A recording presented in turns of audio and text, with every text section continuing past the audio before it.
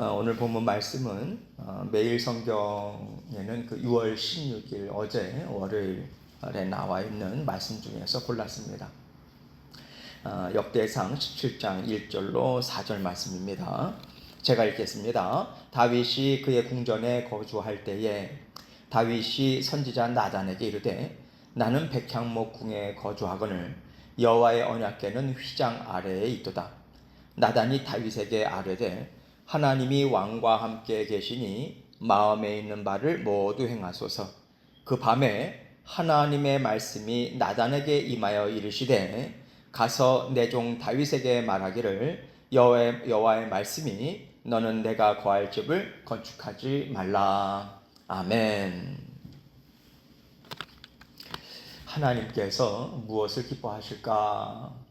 이것을 생각할 때 우리 나름대로 하나님은 이것을 기뻐하시지. 하나님은 이 일을 기뻐하시지. 이런 그 자신 있게 말하는 것들이 우리에게 있어요. 하나님께서는요, 하나님의 기뻐하시는 뜻을 알려주십니다. 그리고 나서 하나님께서 우리에게 말씀하시는 것이 무엇이냐면, 하나님은 우리와 함께 하루하루 동행하시는 과정 가운데 하나님께서 때를 따라서 우리에게 하나님의 지혜, 또 하나님의 이루고자 하시는 일들, 이러한 것들을 계속해서 드러내시고 또 우리의 필요 또한 채워주시면서 그렇게 인도하시겠다라고 하는 말씀을 하나님은 잊지 않으세요. 항상 하나님께서는 약속의 말씀을 주시고 그 약속을 함께 이루는 과정이 우리에게 꼭 필요하다라고 하는 말씀을 하나님께서 주시죠. 하나님의 때에 하나님의 원하시는 방식이 있어요. 하나님의 때는 가장 정확한 하나님의 그 예비하신 계획하신 가운데 있는 때입니다. 그렇게 하나님께서 일을 이루어 가시기 때문에 그때그때마다 하나님께서 사용하길 원하시는 지혜가 있어요. 또 하나님께서 그렇게 선하신 뜻을 알게 하시면서 인도해 주신다라고 하는 의미가 거기에 담겨 있는 거죠. 이것이 왜 이렇게 중요하냐면 하나님께서 이스라엘 백성들에게 가나안 땅을 주셨습니다. 그리고 하나님과 함께 살아가는 그 삶이 무엇인가? 광야 가운데 하나님께서 하나님의 백성 삼으시고 하나하나 일일이 다 가르쳐 주셨어요.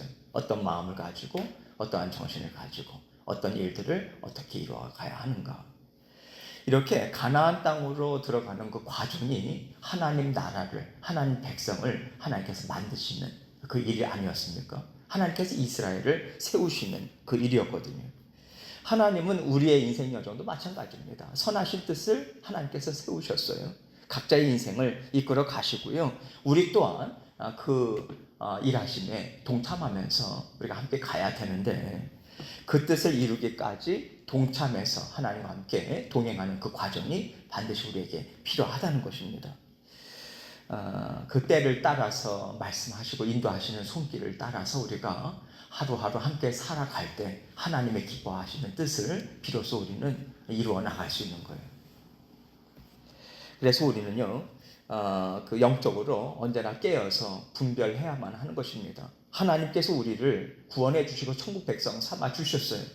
그러나 하나님은요, 우리의 길을 어떻게 인도하실 것인지, 또 어떤 맵을 보여주시듯이 우리에게 자세하게 그렇게 말씀 안 해주셨습니다. 알려주지 않으셨어요. 하루하루 순간순간 우리는 주님의 손 꼭 붙들고 또 주님의 손에 이끌림을 받아서 그렇게 하루하루 살아가야 하는 거죠. 그렇게 반드시 하나님과 함께 하나님께 여쭙고 또 분별하면서 살아가는 삶이 얼마나 중요한가 오늘 말씀은 분명하게 드러내주고 있다고 생각합니다. 1절 말씀을 다시 봅니다. 다윗이 그의 궁전에 거주할 때에 다윗이 선지자 나단에게 이르되 나는 백향목 궁에 거주하거늘 여호와의 언약궤는 휘장 아래에 있도다. 지금 다윗은요, 아름다운 백향목 궁궐에 거하고 있어요.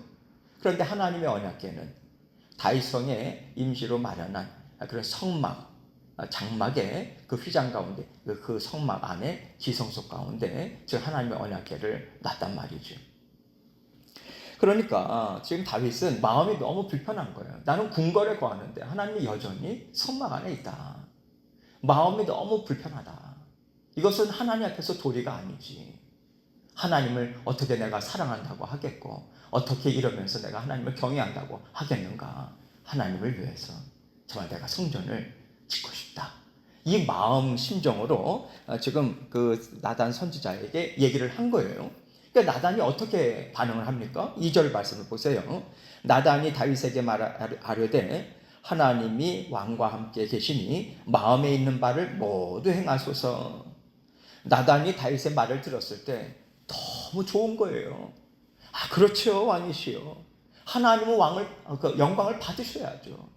하나님께서 다윗 왕 당신을 이 자리까지 있게 하신 것 아닙니까? 지금 이스라엘 나라를 이렇게 견고하게 세우신 분이 하나님이신데요. 그것은 당연한 일 아니겠습니까? 너무 좋은 일입니다. 이런 마음으로 그 흡족한 마음으로 지금 다윗에게 그렇게 이야기를 한 거예요.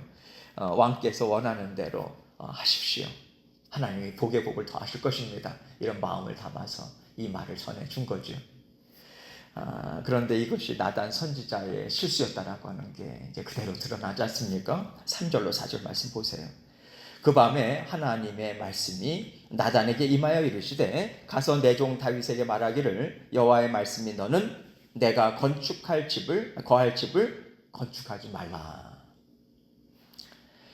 그날 밤을 넘기지 않으십니다. 나단 선지자에게 하나님께서 직접 말씀해 주시죠.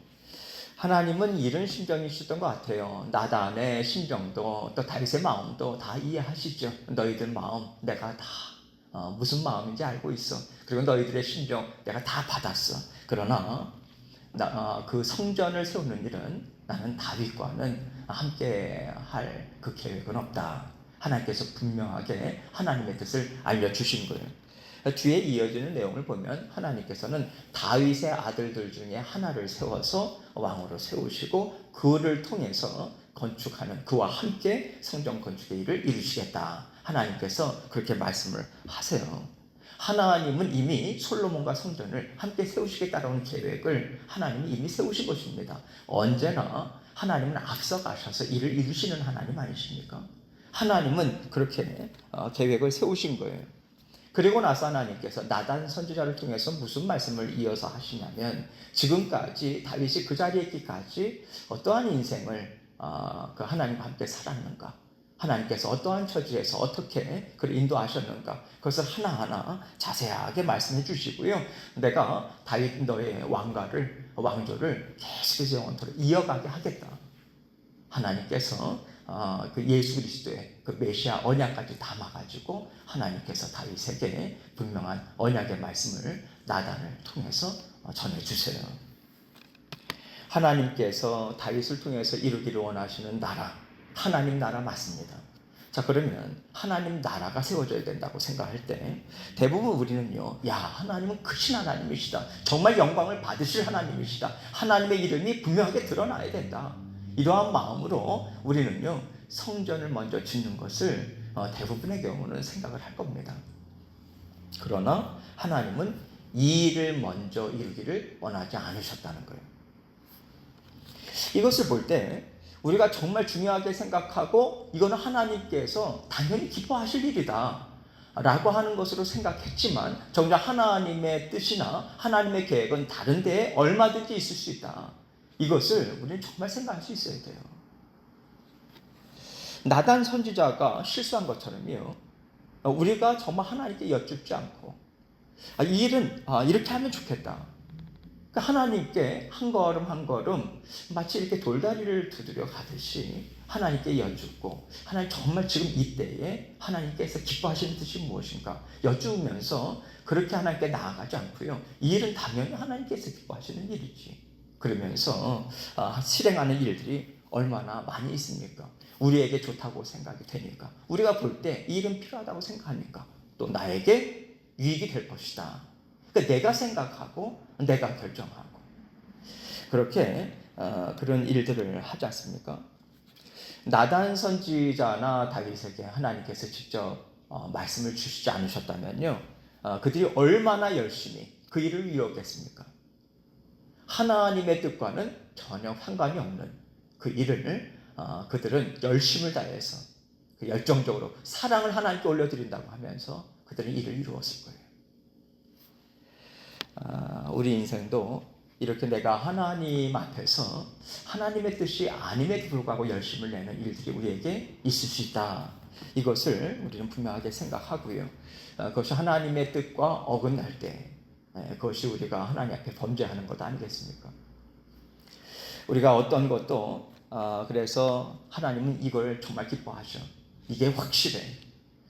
사실 우리가 갖고 있는 지혜 또 우리가 갖고 있는 명철 분별력은요 한계가 있습니다. 한 치 앞도 내다보지 못하는 것이 연약한 우리라고 하는 존재 아닙니까? 그래서 하나님께서 말씀을 주시고 말씀을 곱씹게 하시고 생각하게 하시고 또 그 가운데 하나님께서 우리에게 또 지혜도 주시고요. 그래서 우리는 언제나 하나님 앞에 완전한 존재가 아니다. 나는 언제나 연약함을 갖고 있는 존재다. 이것을 분명하게 우리가 인식을 해야 합니다. 하나님 앞에서 나는 그런 존재라고 하는 것을 먼저 인정하고 그러면서 하나님의 인도하심을 받을 수 있는 그 자리에 우리는 그렇게 설 수 있는 것이고요. 그렇게 하나님께 여쭙고 겸손히 하나님과 함께 한 걸음 한 걸음 발 맞추어서 주님의 뒤를 쫓아가고자 할 때 하나님의 인도하심을 잘 받아 나갈 수 있는 거예요. 그래야만 하나님의 기뻐하시는 뜻을 우리는 함께 이루어 나갈 수 있는 것이고요. 그 일로 인한 열매 또한 우리는 받아들일 수 있는 것입니다. 이것이 바로 하나님과 함께 한 걸음 한 걸음 함께 걸어가는 동행이라고 생각하고요. 그것이 신앙 여정인 거죠. 하나님은 우리와 항상 동행하십니다. 그리고 하나님께서 기뻐하시는 뜻을 이룰 수 있는 여러 기회들을 주세요.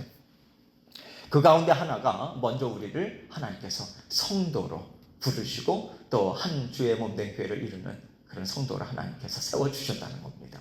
거룩한 무리, 하나님의 뜻을 세상 가운데서 세상과 구별되어서 하나님의 뜻을 이루어 나가는 그렇게 거룩한 무리가 되게 하셨다.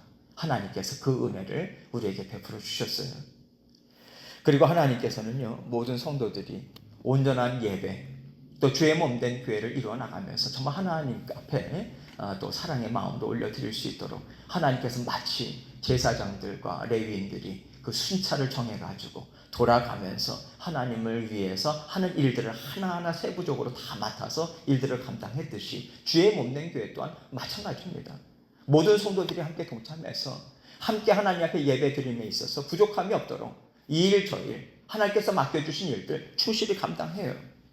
그러면서 하나님 앞에 하나님 정말 제가 주님을 사랑하는 마음으로 올려드리기 원합니다. 그 마음도 올려드리고 열심히 하면서 하나님의 지혜가 필요합니다. 하나님을 의지하고 그렇게 하나님과 함께 붙어서 주의 몸된 교회를 이루어 나가는 그래서 성도로서 받아 누리는 복이요 정말 풍성합니다. 하나님께서 그것을 기뻐하시고요. 그런데 이러한 풍성한 복을 우리가 정말 풍성한 은혜로 내가 지금 받아 누리고 있는가? 이것을 다시 한번 우리가 또 점검해 봐야 돼요. 왜냐하면 우리가 하나님의 일들을 하나하나 모든 성도님들이 감당하고 또 그 일들을 이루어 나갈 때요. 자칫하면 일에 묶이거든요. 일에 매여요. 내가 이 일을 해야 된다. 이 일을 해야 된다. 어느덧 하나님 앞에 감사. 또 하나님께서 이 일을 통해서 또 나를 하나님의 자녀로 아름답게 또 만들고 계시다. 이런 것을 잘 생각을 못하고요. 그냥 일에만 집중을 하고 일 중심으로 가기가 참 쉽단 말이에요. 그러니까 하나님의 은혜도 또 그 자리에 세워주신 하나님께 감사하는 마음도 또 만족하고 자족하는 마음도 우리가 있기가 참 쉬워요. 그래서 하나님의 말씀이 주시는 유익이 여기 있지 않습니까? 하나님 말씀을 끊임없이 들려주시고요. 깨닫게 하시죠. 하나님께서 일에 파묻혀 있는 우리를 끄집어내십니다. 그리고 어떠한 마음을 회복해서 하나님께 어떠한 마음을 가지고 하나님 앞에 나아가야 되는가 우리의 마음을 움직여 주시고 하나님께서 깨닫게 해주세요. 그래서 우리로 하여금 하나님께서 나는 지금 하나님의 자녀로서 이 작은 일 내가 감당하는 것이지만 하나님 앞에서 하나님 나라를 지금 나는 세워나가고 있다. 하나님과 함께 그러한 분명한 인식을 갖게 하세요.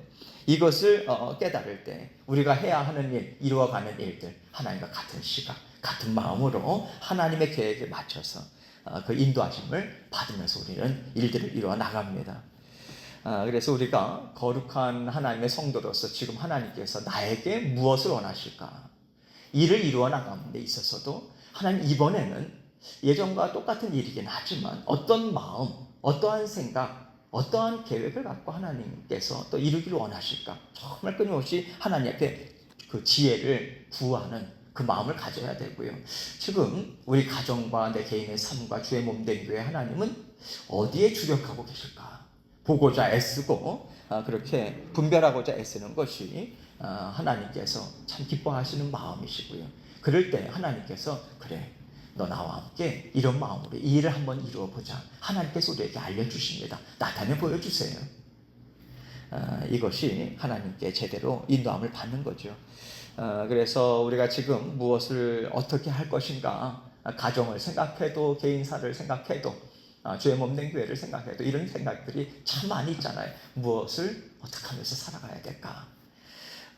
이것을 우리가 생각할 때 먼저 우리가 어떤 일을 생각하기보다는요, 무엇을 할까를 생각하기보다는 지금까지 내 인생을 하나님께서 어떻게 이끌어 오셨나, 우리 가정 가운데 하나님께서는 어떠한 인도하심으로 일들을 이루어 주셨나, 또 우리 교회 가운데 하나님께서 여러 가지 일들을 허락해 주셨는데 그 일들을 통해서 주신 교훈이 무엇인가. 사실은요, 이 맥락을 따라서 지금 이어가서 이 지금 하나님께서 지금 이루기를 원하시는 것이 무엇일까, 이렇게 연결해서 생각하는 것이 정말 중요합니다. 그 맥락을 한번 우리가 먼저 생각을 해봐야 돼요. 그렇게 그러면서 하나님 앞에 훈련받고, 또 지금 하나님께서 나를, 또 우리 교회를, 가정 또한 하나님께서 정말 아름다운 하나님의 나라로 만들고 계시다, 이러한 하나님과 같은 시각으로 하나하나 하나님 앞에 일들을 이루어 나가면서 또 하나님께 일들을 올려드리면서 그 인도하심을 받고자 우리는 애를 써야 돼. 그렇게 하나님 앞에 여쭙는 것이 얼마나 중요한가, 오늘 말씀을 통해서도 우리에게 분명하게 깨달아 알게 해주시고 계시고요. 지금 내가 하나님께 여쭤봐야 되는 부분이 또 무엇일까, 오늘 말씀을 통해서 한번 생각해 보시면서 오늘도 하루를 함께 주님과 함께 동행하시면서 끊임없이 이 질문을 올려드리고요. 하나님과 함께 힘있게 전진해 나가시는 저와 여러분 되시기를 주님의 이름으로 축원합니다. 함께 기도합니다.